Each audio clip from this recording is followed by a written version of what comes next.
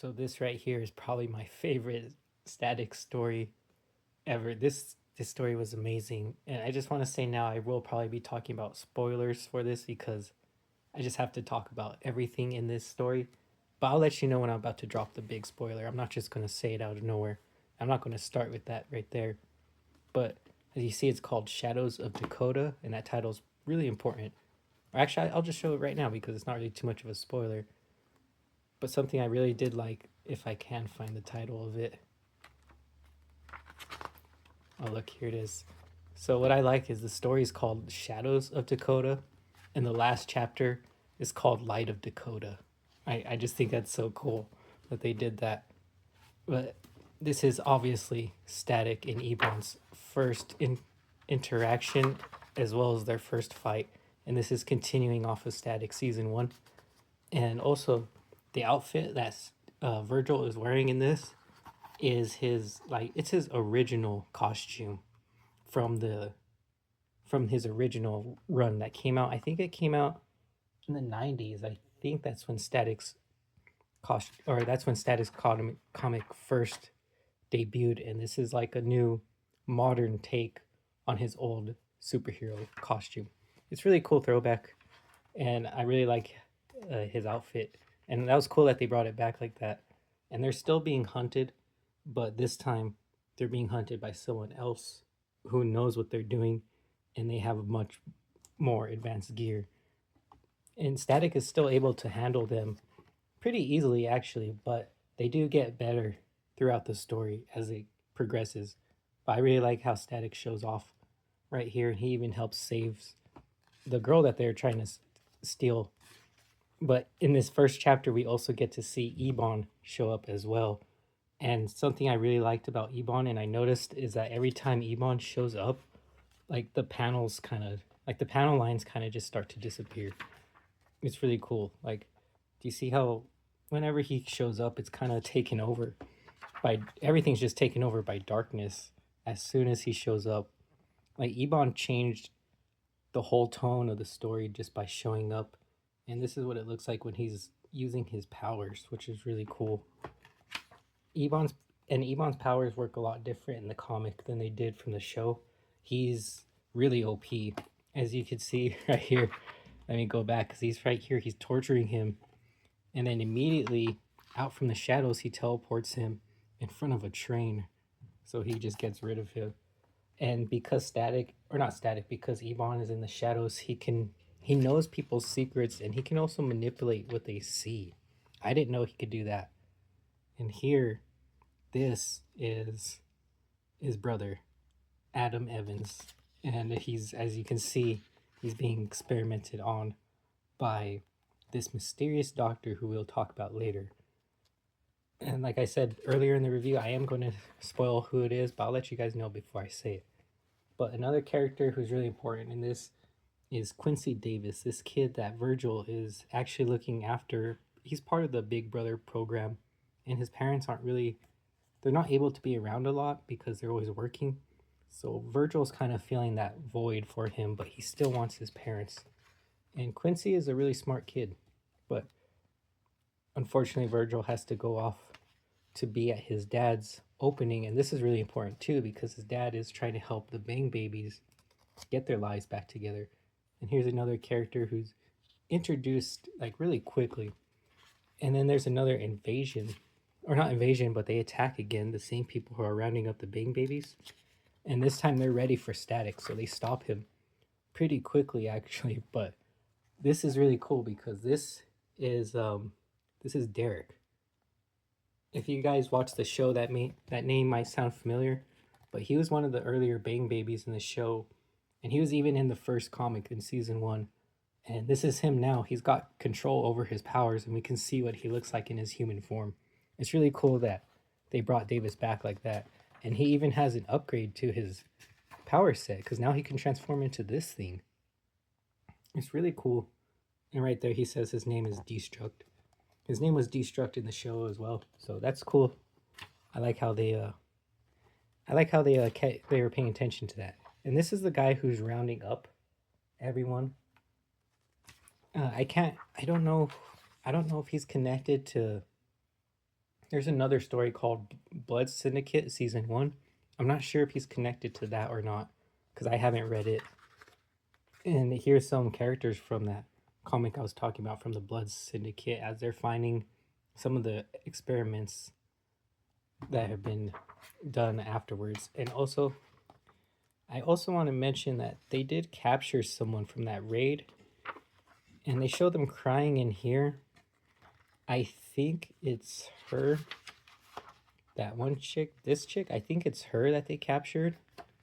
It's never said who it is in there. I'm just assuming because they say later on she's missing, but they never really confirmed if it was her or not. But I'm going to assume it is. And I just think it's weird though that it was kind of left unconfirmed. Unless I missed it. I did read this story twice before I did the review. I could have missed it. I kind of think that this is her right there, actually. I think it is. Again, I'm not too sure. I'm just guessing because it wasn't specifically said in or said, but Ebon shows up. And like I was saying earlier, you can see like how every time Ebon shows up, all the panels they just disappear. And but you can still follow him in the darkness. But I just really like how Ebon has this presence throughout the comic. I just like how whenever he shows up, it changes the whole tempo. And later on in the story, I think from here on out, I'm gonna have to talk spoilers, guys, because there's something huge that happens in this comic. It really caught me off guard. It was crazy. It got me kind of emotional. I almost kind of wanted to. I almost felt teary eyed when I read it, when I read what happened. And I just don't want to spoil that for anyone who hasn't read it yet. So I'm going to give people time to leave. Or if anyone wants to just continue with the review. But I'm going to talk about it because later on in the story, Quincy ends up going missing and Virgil decides to end up doing a lot about it later on. Because he's the one who can go out there and actually try to find him. And as we can see, it's that one guy who I said I don't really know who he is. I'm not sure if he's from the other Blood Syndicate. But look at this cover issue. This is a good way of how this picture right here represents this story pretty well. And man, Ebon is crazy like that. But Quincy goes missing. And so Virgil decides that he needs to go on the hunt. So he goes as Static. He rounds up some of the hunters and he starts asking them questions. And while he's questioning them, that's when Ebon shows up. And this is their first time they ever met. And it's kind of it's an intense meeting actually because Ebon's holding them up. And this is the cool part right here. Like I said, Ebon, whenever he shows up, the panels disappear. But now that Static is here, he's making like his own panels out of electricity. Every time you see Static in a panel, it's electricity. Even the one that they share, the half that he's in is still electrified. And even though they're kind of trying to do the same, they're kind of after the same thing, Ebon just starts killing people in front of Static. And that's not something he wanted to do, so he attacks him. And after he attacks him, Ebon kind of takes this as Static kind of like playing both sides. And he thinks that if he's not with him, he's against him. So Ebon takes Static into his own world. And this is what I mean by how his powers are different from the show, because he pulls Static into his own like shadow world. And Static says that there's not a lot of oxygen here and he can't focus on his electricity, so he ends up getting beat pretty bad. And it's really bad actually. He ends up he loses. And then the way Ebon even throws him out of the shadow world, and he tells her, he even keeps calling him where does he tell him? Because I like it when he says, it's right here, he's just telling him everything. But he still calls him like hero in a condescending way like he did in the show. I don't see it in one of these bubbles, but he throws Static out of the world into the wall, and you can see that the impact he made into the wall after he threw it. And even right here, this is where he's telling him, and Ebon even tells him, he's all, clean yourself up and go home, hero. It's just, it's a crazy battle. And that's when, at Static's absolute lowest, after getting that beatdown, Static gets home and they say that they found him. They found Quincy. And Quincy's gone. They've just found his body. So this next chapter is just Virgil mourning about what happened. And I really like this moment with his mom, because Virgil tells his mom straight up that he says if he would have dealt with those guys when he first met them, if he would have, if he would have done the same thing to them that Ebon did, then they would have never hurt Quincy like that. And then his mom actually raises a good point that it might seem that way, but all of this is kind of meaningless, because she's also a nurse who works in the hospital. And she asked Virgil if him sending more bodies to the ER is really helping anyone at that point. And that's a good idea, because that reminds Virgil that even though he doesn't see it sometimes, that when he uses his powers, other people do suffer. You just don't always see it. So Virgil just started attacking people like that. He being increasing the work on the people in the hospital, and his mother and sister kind of would see it firsthand. So that's why they can tell that what Ebon's doing isn't working. But what Virgil's doing isn't working either, which is why I really enjoy this comic a lot, because they're both doing things their own way, and neither of their ways is working, which is something I really liked about this story. And Ebon actually finally gets to like one of the main guys who knows where Adam is being kept. But if you didn't notice, when I first showed it, Adam is being kept in a room that he can't get access to. But Ebon wants to do it no matter what. As at the same time, Virgil's thinking about how he has to stop them no matter what, but he has to find a different way. And I really like this next panel where they both think by any means necessary.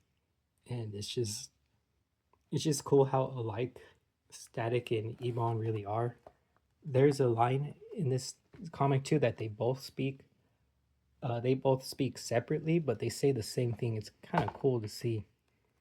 And here it even shows Ebon trying to break into the room, but because he can't, he knows who can though, because it's powered. And this is like the main fight right here. This is the main fight between Static and Ebon. And this was a really great fight in showing you how this is a great way to show how to do like pretty much like it says right there, a battle of wills, because it's like kind of like a mental fight as well as a physical fight, because you can see Ebon's trying to force his illusions onto Static because he can make people see their darkest fears, and Static is fighting his back, but he's still getting kind of pulled into that world, so he still has to fight him. And Ebon shows Static the extent of his powers and how his shadows allow him to see everyone's pain, not the people who are living, but those who have already passed too. And he starts showing Static what it's like and how it feels for him, that he's always overflowing with all this anger and what people have been suffering through. And these shadows that cover Ebon's body really took a lot from him. And we can see as he explains how much he lost. And this gives a lot of good backstory for Ebon's character, especially if you watch the show. They never dive into his backstory or reasoning, but this was really cool, seeing all of this. And then it's kind of cool how he stops the fight to tell Static all this. But he has a point though. He's letting Static know that his ways won't work. But of course, Virgil comes back with his own reply, because Ebon messed up, man. As Ebon is trying to get through to Static, he shows him like an image. he shows him like an image right here of Quincy, the the kid who just passed earlier in the comic, and this actually angers Virgil. It angers it angers Virgil to the point that he started off like this, and then suddenly his costume and everything start to manifest in this world as he's like enveloped in electricity. He tells Ebon straight up that whatever empathy he had for him is gone now after he showed him Davis, because he can't, using that was really disrespectful, and he shouldn't be using Davis's image like that. And I really like how Static kind of just decided that it's enough now. And I'm really glad like that Static knows he's powerful. And you can see even his electricity is now making the panels. And while Static doesn't have his own personal like hardships, he's witnessed others and he's been there for theirs as he details how much he really loved Quincy. And you can even see him that he starts crying. And something that I like about this interaction is all of this is still not enough to break through Ebon. Ebon's still going at it. And I really like this fight a lot because I've seen this done many times in other stories and it always feels cheap. But this way it kind of doesn't, because Static keeps going and he keeps doing this and it doesn't work. And at some point, Static starts to realize that the only way to win is for him to tap into Ebon's neural system and to affect the neurons in his brain to literally make him see the light. But he has to find that path first. And as they're arguing, we see Static actually stare back in the shadows, looking pretty intimidating, telling him that he wants to not only protect people, but help them to just more than survive. And right here, you see Static fully power through, and he tells Ebon that's where he chooses to put his power. And then we see again, Static becomes even more powerful in this realm, and Static tells Ebon that he needs Ebon to stop calling him hero because he doesn't like his tone. And dude, and then he tells him the name is Static. Dude, like, this comic is so amazing. It's a good Static issue. I can't even talk. But Ebon still doesn't care. He's still going. That's what I like about this Battle of Wills, is that no matter what Static keeps throwing at Ebon, he just won't break. And they just keep clashing and clashing until Static finally just goes through and punches Ebon, and he knocks him out of the world, which is really cool. And that kind of freaks Ebon out. He punched him so hard, he knocked some of the shadows off.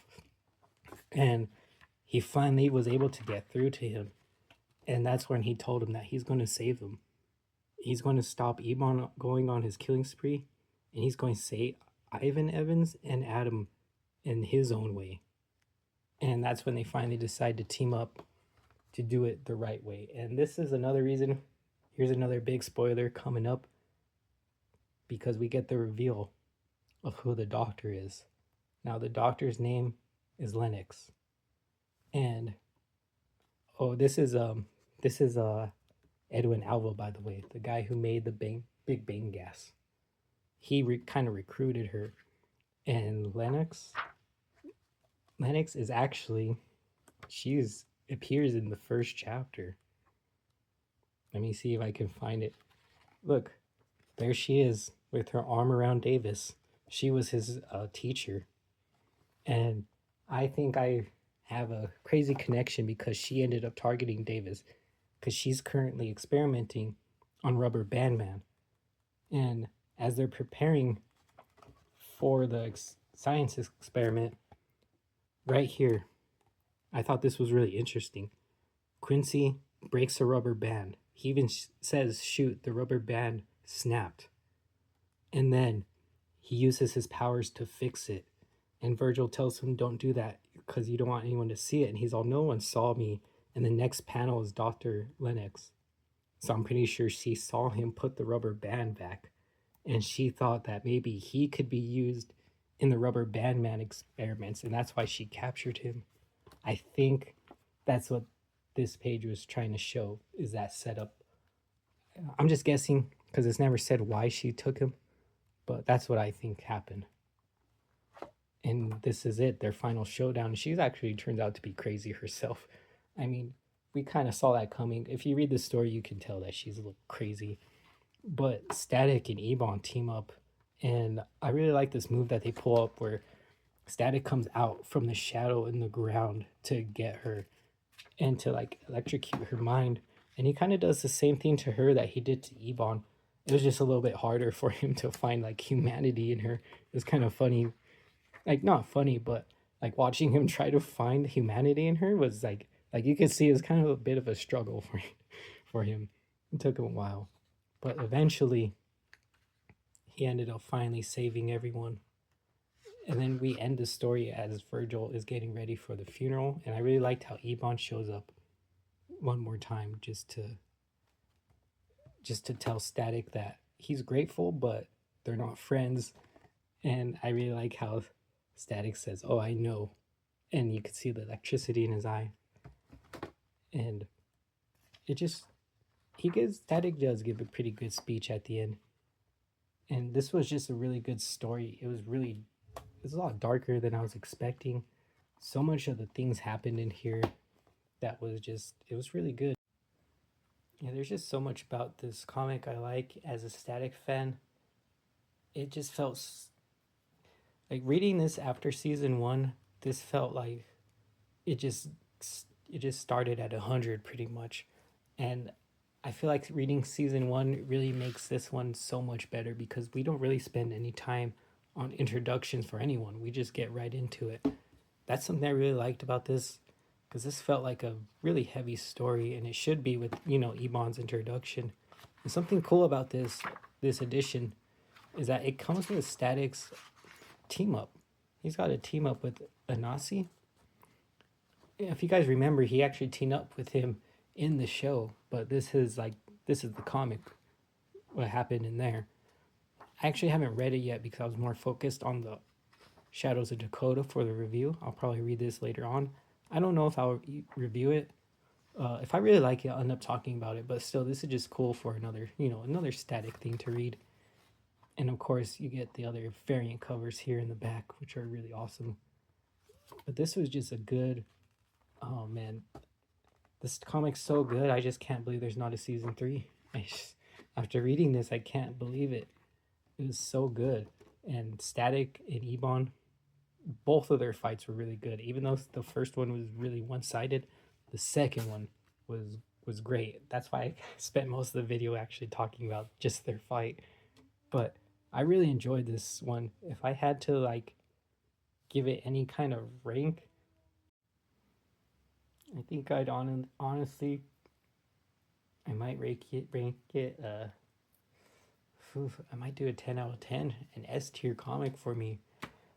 Personally, I really enjoyed this Static issue a lot more than I thought I was going to. And like I said, there's multiple things that happened in here that I didn't see coming. So I think I'm going to stand by the 10 out of 10 for the Static issue because I really like it. This is my third favorite superhero character. So it's nice to at least have one of his comics that I can say is an S tier. And this was really good. Ebon is a good villain, man. The way he changed the whole tone and pace of the story compared to season 1 was something really, really cool. I just enjoyed all of this. But anyways, thank you guys so much for watching this review. I know it was a little bit longer than I intended it to be, but I really liked this comic a lot. But anyways, thank you guys so much. I hope you all enjoyed and look forward to some more Static content.